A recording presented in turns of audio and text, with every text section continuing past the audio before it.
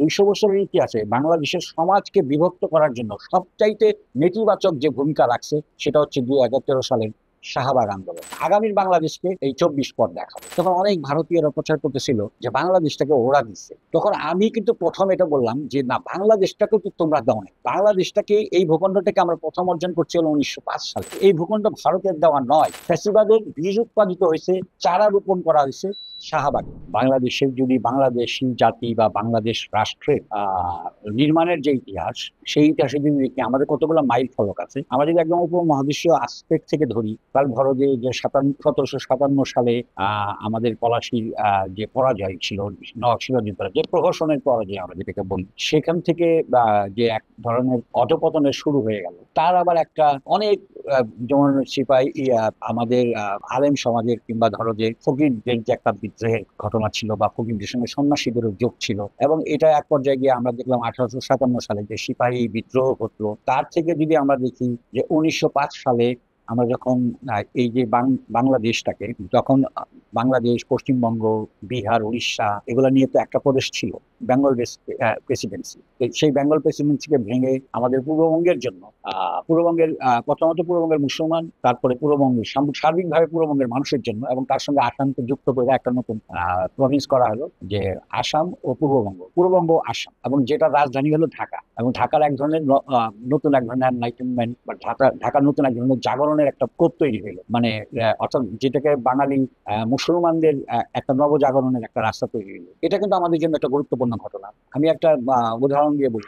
যখন ২০১৫ সালে ভারতের সঙ্গে বাংলাদেশের ওই যে অস্ট্রেলিয়া বোধহয় সম্ভবত খেলাটা হয়েছিল, একটা কোয়ার্টার ফাইনালের ম্যাচ সম্ভবত বিশ্বকাপে, ওটা নিয়ে যখন ওরা মকা করলো, তখন অনেক ভারতীয়রা প্রচার করতেছিল যে বাংলাদেশটাকে ওরা দিচ্ছে। তখন আমি কিন্তু প্রথম এটা বললাম যে না, বাংলাদেশটাকে তো তোমরা দাও না। বাংলাদেশটাকে, এই ভূখণ্ডটাকে আমরা প্রথম অর্জন করছি হলো ১৯০৫ সালে। এই ভূখণ্ডটাকে আমরা কনসিড করছি, মানে এটাকে আমরা আমাদের জন্য নিশ্চিত করছি ১৯০৫ সালে, সেটা পূর্ববঙ্গ এবং আসামের মধ্য দিয়ে। তারপরে ১৯১১ সালে বঙ্গভঙ্গের মধ্য দিয়ে এটা আবার একই হয়ে গেল, যে পশ্চিমবঙ্গ এবং পূর্ববঙ্গ মিলে। কিন্তু ১৯৪৭ সালে আবার আমরা এই ভূখণ্ডটাকে অর্জন করছি, এবং সেটা আমরা ভারতীয় অখণ্ডতার বিরুদ্ধে আমাদের সংগ্রামের ফলে। এটা ভারতের, এই ভূখণ্ড ভারতের দেওয়া নয়, কারণ আমরা তো ভারতের কাছ থেকে এই ভূখণ্ডটা ছিনিয়ে নিয়ে আসলাম, অর্থাৎ ভারতীয় কর্তৃত্বের বাইরে আমরা চলে আসলাম। সেটা আমরা ৪৭-এ করছি। সুতরাং ৭১-এ তারা আমাদেরকে ভূখণ্ড, আমরা ওই ভূখণ্ডের উপরেই মানচিত্র এঁকে আমরা মানচিত্র আঁকছি। কিন্তু ভূখণ্ডের আমরা যখন প্রথম যে জাতীয় পতাকা ছিল, সেখানে কিন্তু ওটা নির্দিষ্ট করা ছিল, অর্থাৎ এই যে ভূখণ্ড, যেটা আমরা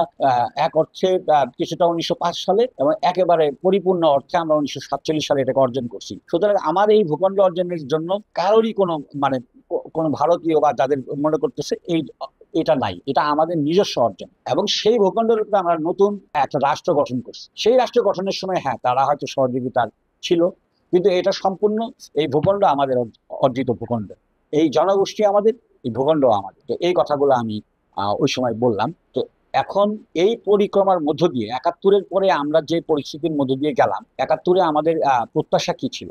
আমাদের প্রত্যাশা ছিল ন্যায় বিচার, তারপরে সাম্য, এইসব কথা ছিল। মানে কথাগুলো যদি আমরা একটা প্যাকেজের মধ্যে ঢোকাই, তার এই কথাটা দাঁড়াচ্ছে ইনসাফ। মোট কথা হচ্ছে জনগণের জন্য ইনসাফ, এটাই ছিল কিন্তু আমাদের মূল স্বাধীনতার মূল মন্ত্র। কিন্তু সেই মূল মন্ত্রের অবস্থা আমরা কি দেখলাম স্বাধীনতার পরবর্তীতে?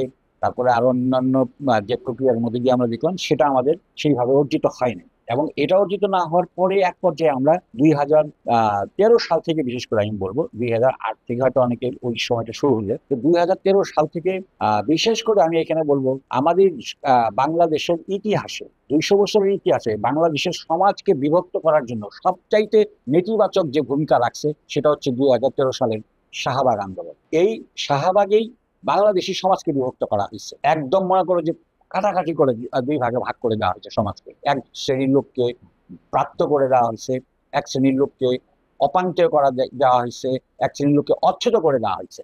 মানে একটা সাম্প্রদায়িকতার যদি চূড়ান্ত নিরসন আমরা বলি, তো এটা হচ্ছে শাহবাগ। শাহবাগ এমন এক সামাজিক বিভাজন যেটাকে করছে, সেটা একটা সাম্প্রদায়িক বিভাজনের মধ্যে পরিণত করে দিচ্ছে। এবং শাহবাগ শুধু সেটাই করছে না, শাহবাগই ফ্যাসিবাদকে উৎপন্ন করছে।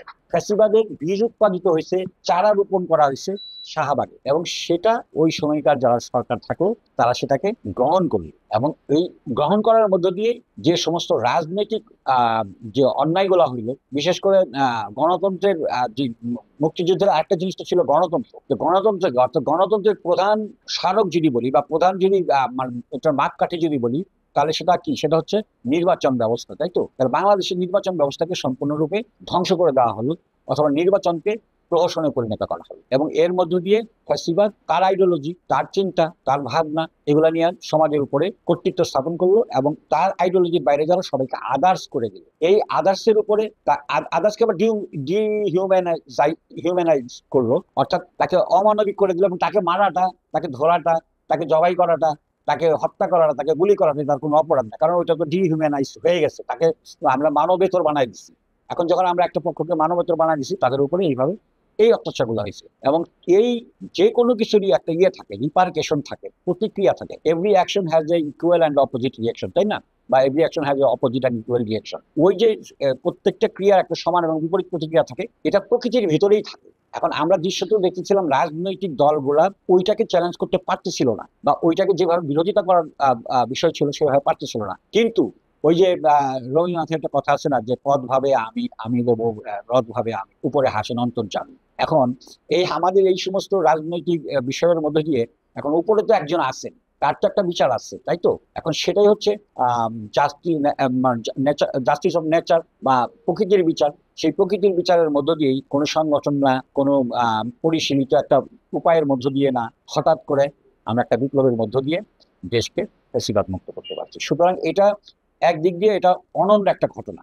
আমরা যদি বলি আমাদের যে মাইল ফলক গুলা বললাম, যে 1905 বলো, 47 বলো, 1971 বলো, আমাদের মহান মুক্তিযুদ্ধ, এবং দেশ স্বাধীনের পরেও কিছু কিছু আরো ঘটনা ছিল আমাদের, যে 90-এর গণ অভ্যুত্থান ছিল। তো তার মধ্যে এই ঘটনাটা অত্যন্ত উল্লেখযোগ্য একটা ঘটনা, এবং ভবিষ্যতের বাংলাদেশকে এই ঘটনা, আজকে যেটাই হোক, আগামীর বাংলাদেশকে এই 24 পর দেখাবে।